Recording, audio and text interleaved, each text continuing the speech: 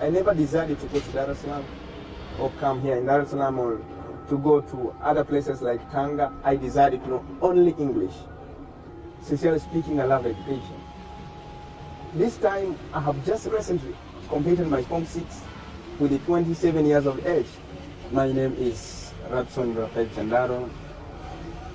I thank God that it developed in me as a desire to know English, only knowing English. With me, it was a challenge where I could find people speaking English. And I used to think maybe English is education, and education is English. I couldn't make a distinction that I can make today that there is English and there is education. I knew my world was Kanas and Sambara and Kasulu. That was all about my world. I remember telling my daddy that it's better that he takes me anywhere that I can know English. By the time we were in Kanazi, which is a nearby village to Msambara, I used to live in a certain style which I could not apply in town. We used to engage ourselves in games like playing football and some other kinds of activities. We used to like it, and I also miss it because I can't reverse that life. I remember it used to be harsh sometimes that I indulged myself, or I came across different kinds of accidents because of being stubborn. I remember the first accident, I was playing in a church.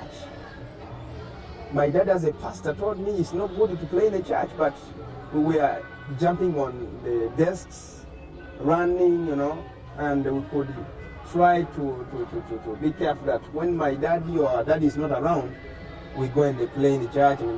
I remember falling down from the benches, and I injured my arm. So it was very tough and serious.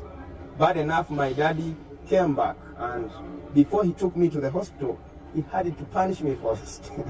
I asked myself, what kind of father is this? Then he's caning me yet I have a problem. Why doesn't he wait for me to get cured or to get healed? Then he canes, but definitely I love my father, because today, if it is to say that maybe I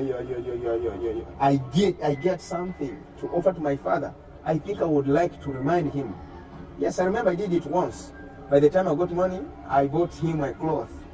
Then I said, Daddy, it's because you caned me. It's because you punched me. That's why I can feel good giving you this. Because I believe if you could not be your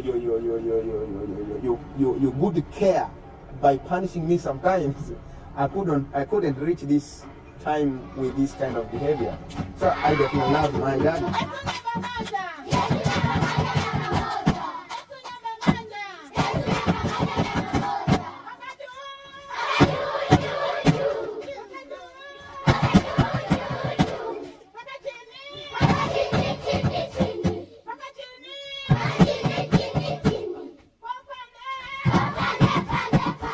Sincerely speaking, our parents are busy trying to shape us in the manner that we should abide with traditions, something that becomes hard for young children to adopt it. But it's a bit easier with the village children, unlike the children that are brought up in towns, whereby the interaction between Western kind of civilizations and traditions they come into collision. It's like they collide.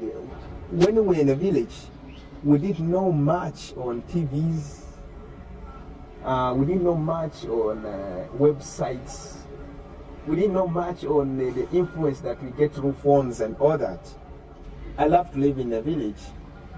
And on the same side, I love to live in town, but in the village one can survive on one cassava, but in town, buying a cassava is something that is a big business.